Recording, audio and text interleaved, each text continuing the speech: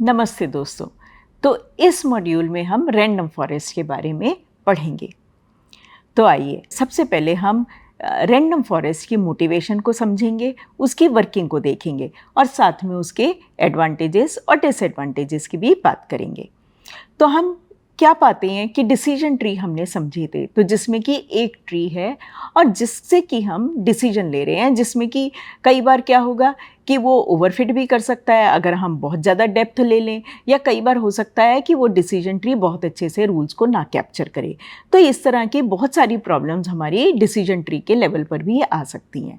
तो अब हम क्या कहते हैं कि अगर हम इस तरह के ढेर सारे ट्रीज़ बना लें और फिर उनको यूज़ करते हुए उनके डिसीजन पे एंसेंबलिंग करते हुए फिर हम डिसीजन लें, तो शायद वो हमारा जो वो है डिसीजन होगा वो काफ़ी बेहतर होगा।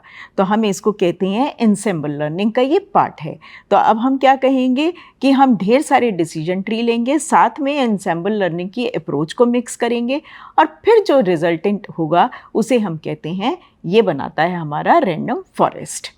तो आइए देखते हैं। तो रैंडम फॉरेस्ट में क्या है कि हमारे पास कुछ डेटा गिवन है। तो ये हमारा है ट्री 1 जो हम यहाँ देख रहे हैं, ये है ट्री 2 और ये है हमारा ट्री 3। तो इस तरीके से डेटा हमने 3 ट्रीज़ को फीड किया और फिर उनके डिसीजंस को किसी तरह हम कुछ एनसेम्बलिंग की अप्रोच यूज़ करेंगे और डिसीजन को मर्ज करते हुए एक सिंगल डिसीजन लेंगे हर टेस्ट सैंपल पे, जो कि हमारा रिजल्ट बनाएगा। तो रैंडम फॉरेस्ट क्या है, हम इसको डिसीजन फॉरेस्ट भी कह सकते हैं। फॉरेस्ट क्यों?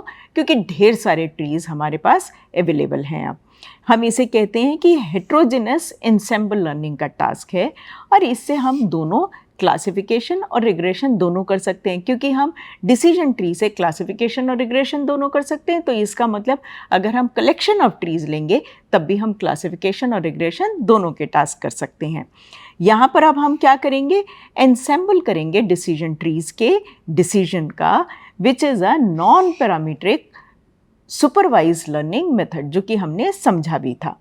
अब क्या होगा, हम इसमें क्या करते हैं कि हर ट्री को हम एक रैंडम सबसेट ट्रेनिंग डेटा का दे देंगे। तो एक तरीके से हमने अगर 100 डिसीजन ट्री बनाए जो एक रैंडम फॉरेस्ट को कॉन्स्टिट्यूट कर रहा है, तो हर डिसीजन ट्री को स्लाइटली डिफरेंट ट्रेनिंग का डेटा सेट दिया और इस तरीके से एक तरीके से हर बार एक नया मॉडल ट्रेन हो रहा है।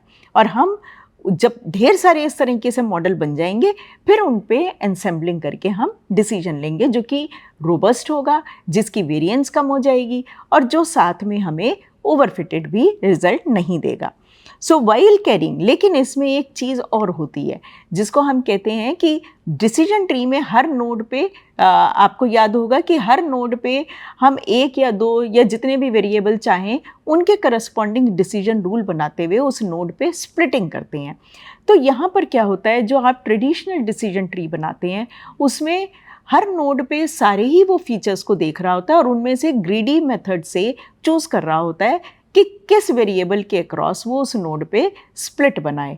लेकिन डिसीजन ट्री के अंदर क्या होता है कि हर नोड पे एक रैंडम सबसेट वो फीचर्स का उठा लेगा और उन फीचर्स में ग्रीडी सर्च लगाएगा। तो सपोज़ करिए, एक एग्जांपल मैं बताती हूँ। सपोज़ करिए कि ये आपकी रूट नोड थी और आपके जो फीचर्स थे वो फीचर नंबर्स अगर हम कहें तो आपके थे 1 2 3 4 5 6। अब आपने इसको पहली नोड को स्प्लिट किया और आपने 2 नोड बना ली। अब ये है मेरी नोड 1 और ये है मेरी नोड 2। अब नोड 1 पे हो सकता है कि ये फीचर सेट क्या ले रहा हो, ये फीचर सेट ले रहा हो 1 2 3 4 और इनके ऊपर ग्रीडी सर्च में चूज़ करेगा इनमें से कौन सा फीचर बेस्ट है जिसके ऊपर की वो अपना स्प्लिटिंग बनाए। हो सकता है कि नोड 2 पे वो 3 4 5 6 इन फीचर सेट को एज्यूम कर रहा है और इन पे ग्रीडी सर्च लगा के चूज़ कर रहा है कि इसमें वो कौन से वेरिएबल से स्प्लिट करे। अब इसके मल्टीपल फ़ायदे होते हैं। पहली बात तो हम देख पा रहे हैं, अगर हमारे बहुत सारे फीचर्स हो जाएं, 100 फीचर्स हो जाएं, तो हर नोड पे एक सबसेट पे ही ग्रीडी सर्च लगेगा। दूसरा क्या है, हर ट्री अब अलग तरीके से बिहेव करेगा। हो सकता है दूसरा ट्री जो बनाया उसमें N1 पे सिर्फ 3 और 4 में से सिलेक्शन हो रहा है और N2 में 1, 2, 5 और 6 में से सिलेक्शन हो रहा है। इसका मतलब हर ट्री थोड़ा सा अलग तरह का बनेगा और उनकी जब एनसेम्बलिंग करेंगे तो बहुत ही रोबस्ट सा रिजल्ट हमें देगा। तो इसीलिए हम कहते हैं कि while carrying the splitting at a node, unlike a decision tree, traditional decision tree that looks at all the features, a random subset of features are considered at each node in a random forest. और final prediction हम कैसे करेंगे, हमें aggregate करनी है predictions की of all the trees. तो अगर तो रिग्रेशन का टास्क होगा तो उस जो फाइनल प्रिडिक्शन के समय हम सारी जितने भी प्रिडिक्शंस है, जितने भी ट्रीज से जो हमें मिला, हम उसका एवरेज ले लेंगे या हम मीडियन ले लेंगे। और अगर हमारा क्लासिफिकेशन का टास्क हुआ तो हो सकता है हम मेजॉरिटी वोट करके क्लास लेवल पता करें।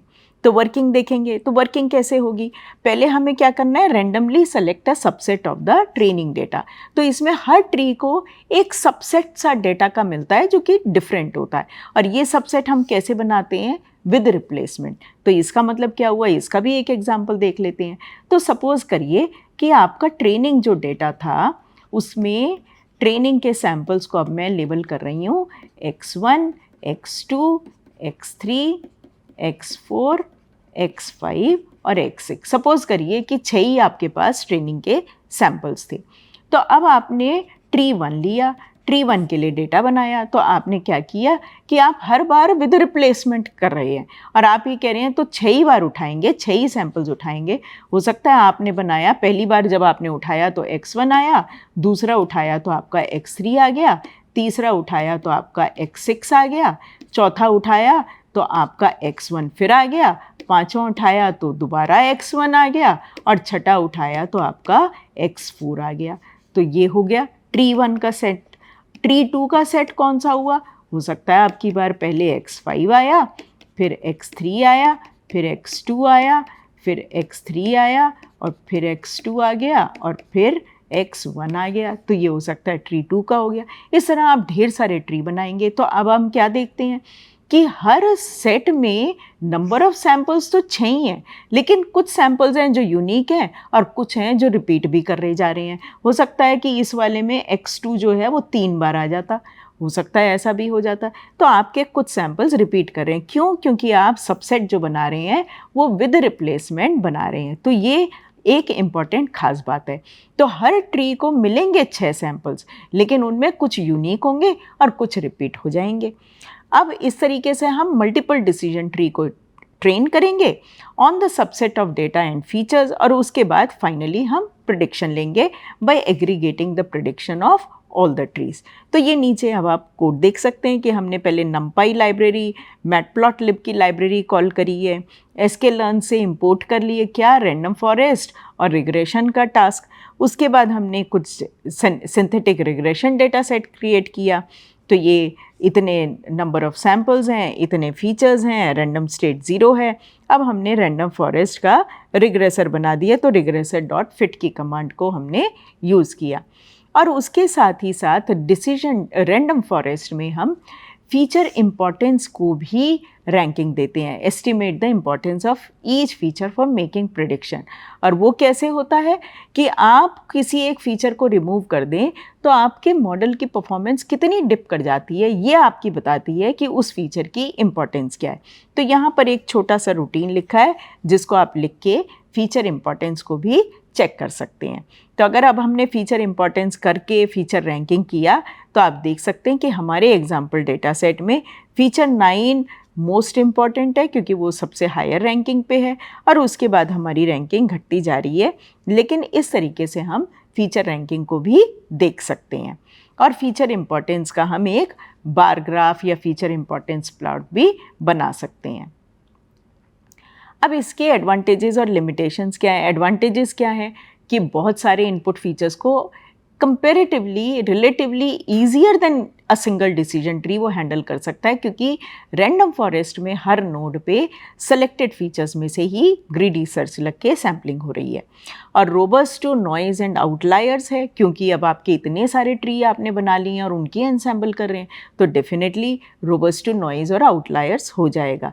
Can help to reduce overfitting भी कम करता है, इसका मतलब है जनरलाइजेशन कैपेबिलिटीज़ की इम्प्रूव हो रही है। लिमिटेशंस क्या हैं? अब हाइपर पैरामीटर पे तो ये भी डिपेंड करता है कितने ट्रीज़ होने चाहिए, उनकी कितनी डेप्थ होनी चाहिए, वो सारी चीज़ें आपके हाइपर पैरामीटर्स में आती हैं। और अगर बहुत बड़ा डेटा सेट है, can be slow to train on large data set, interpretation difficult हो जाएगी अगर दोबारा आपके नंबर ऑफ़ फीचर्स बहुत ज़्यादा हो गए। इन समरी में इस मॉड्यूल में हमने रैंडम फॉरेस्ट की वर्किंग को देखा और हमने उसके एडवांटेजेस और लिमिटेशंस के बारे में बात किया। Thank you.